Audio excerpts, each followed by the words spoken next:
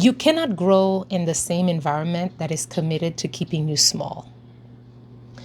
I know that we love our families. I know that we love our day ones. We love the people who knew us when we had bad haircuts, bad hair days, and braces. But here's the uncomfortable truth.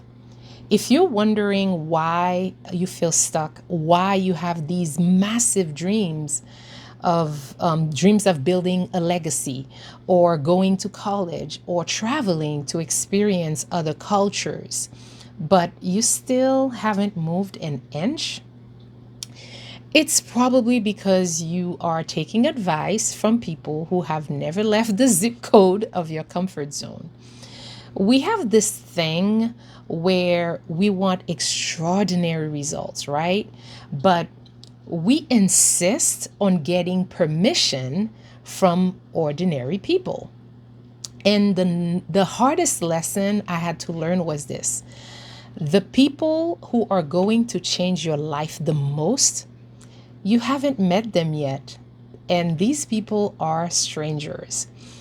They are waiting for you to leave your bubble. I'm Webley, and I'm doing 100 days of raw, unedited stories to help us both unsilence our inner builder. So today's day 6, and honestly, I'm tired of people telling me that I'm lucky, right? People look at my life now, the travel, the career, the peace, and they say, "Oh, Webley, you are so lucky." I just smile, but inside I'm thinking, you see the harvest, but you didn't see the planting. You didn't see the lonely lunches, that I had, where I was daydreaming. So grab your tea. Today we are talking about why my biggest blessing didn't come from my family. They came from a cafeteria with a stranger. So let me take you back to a time when I was grinding, right? I was working as a cashier at a department store. And I was young, an immigrant, and quite frankly, I was just trying to pay the bills. And in the men's suit department, there was this older gentleman. He was an African American man, very kind and very soft spoken. He was old enough to be my dad. In fact, his son was older than me. So this store had a cafeteria on the top floor, and somehow I don't remember who asked who first. We started a routine of going to lunch together. So just me and the guy from the men's suits department every afternoon for lunch. Now, usually work lunches are wasting time. You're wasting time, right? You gossip about the manager, you complain about the rude customers. But these lunches, they became my MBA. They became kind of like life coaching for me. This gentleman started teaching me things that nobody in my family taught me before. He asked me one day, "Are you doing direct deposit?" And I'm looking at him like, "What? No. I get the check, I cash the check, I pay the bills, right?" So he says to me, "No, go to the credit union, set up a direct deposit, make sure you pay yourself first because you need an emergency fund." I didn't even know what an emergency fund was because where I came from, my parents, they handle the money, they handle the bills, they handle everything. So I knew nothing about how they manage their money. Then I remember this gentleman starts talking to me about 401ks. So he was like, the company matches it, right? It's free money. Take the first 5 or 10% and put it away. And here's the vulnerable part. Because of the cultural gap, he would use expressions, American idioms that I didn't understand. I mean, English is my third language. And instead of nodding and pretending to be smart, which, most of us do, even when we don't understand what someone's talking about, I would stop him. I'd say, wait, I don't understand that expression. What does that mean? And he wouldn't laugh. He wouldn't make me feel small. He was surprised, sure, but he would take his time and explain it to me. So those lunches, they changed the trajectory of my life. That stranger, he taught me financial literacy that my family couldn't teach me, but not because they didn't love me, but because they didn't involve their children in their money business. But the money advice wasn't even the biggest gift that I felt this gentleman gave me. The biggest gift was permission to dream bigger than my zip code. You see, I had this massive, audacious goal. I wanted to study computer science, and I was very specific. I wanted to go to Boston University or MIT. No in between, right? Those were the only two options in my head, thanks to my aunt who sent me magazines about those schools in Haiti. But when I shared this dream with my family, oh man, the pain of that memory. They looked at me with love, but also they looked at me with fear. And then I remember one family member said to me, Webley, be realistic. You have a high school diploma from Haiti. People who go to these schools, they don't accept them with a high school diploma from Haiti. And you're working as a cashier. How are you going to afford BU? This is for rich people. This is not for us. And the sad thing is, at that time, I listened to that person. Because these are the people who raised me. I trust them. And if they say at the time it was impossible, then it must be impossible. So back to going to lunch with my mentor friend, I told him, yeah, I'm going to drop the BU idea. My family says it's not going to happen. And I will never forget this moment. He puts down his sandwich and he gave me this look right over his glasses like this. And then he looks me dead in the eye. And then he says, he asked me, who told you that? Did the school tell you that? I said, no.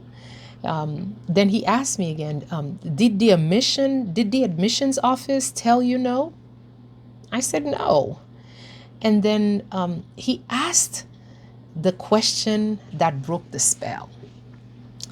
He said, have the people giving you this advice ever been to Boston University? I said, no. And then he took some time, and then he looked at me, and then he said, then why are you listening to this nonsense? Stop listening to people who have never done it. And then he goes on and says, baby girl, he used to call me baby girl, if someone is going to tell you no, let it be the school. Make them tell you no. Do not reject yourself because you even, it's like, do not reject yourself before you even walk through the door. Then he told me, he went on and told me about tuition reimbursement. So he said, hey, try to find a job or a company that will help you pay for school. So you know what I did? I got up, I took the train, I went to Boston University, and I walked into the office and I met a lady. Hey, another stranger. I said, I want to go here. How do I make this happen? So she sat me down. She mapped out the whole process from A to Z. And guess what?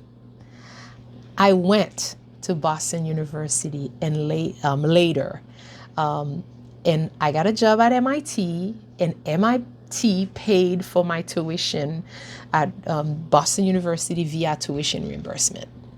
So imagine that, two strangers, they handed me the keys to a life that my family said was impossible. And while I was getting this external help, I was also doing some internal work. So I want to tell you about a funny story about how I learned to set goals. So back in Haiti, as soon as I turned 18, my mom made me join Amway. I know, right? The MLM, Amway. Now, listen, selling soap, toothpaste wasn't my passion, but the books they recommended at the time, they were not written by the team leaders at the time. They were book already written by other people, and they were gold. And that's where I discovered Zig Ziglar. When I moved to the United States, I bought a Zig Ziglar planner. And the rule in the planner was, I think I bought it from Barnes and Noble. So the rule was that you had to write down 10 big goals. And I did. So later on, I found this journal while I was decluttering and I cracked it open. Because of the innocence, wow, it was so cute. I wrote down go to BU or MIT. Well, today I can say check. Buy a house, check. Go to Paris and London, and wait for it. I wanted to be a certified TaeBo instructor. Yes, do you guys remember TaeBo, Billy Blanks, the punching and the kicking? Oh my goodness.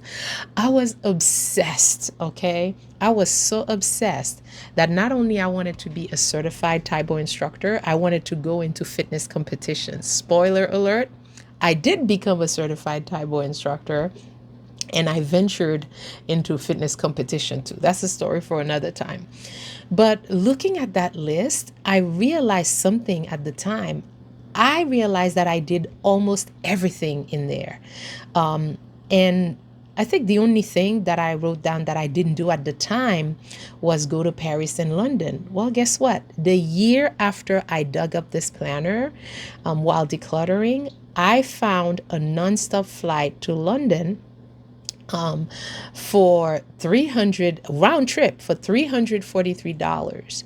And once I got to London, I bought a round trip ticket to Paris for $80. So I believe that all this happened because I wrote it down and I set it in motion. So I'm not talking about gluing pictures to a vision board and waiting for magic. I'm talking about writing it down, breaking it into pieces, and then moving, because the universe cannot steer a parked car. So with that, here's my day 6 takeaway. Your breakthrough is not in your living room. It's out there.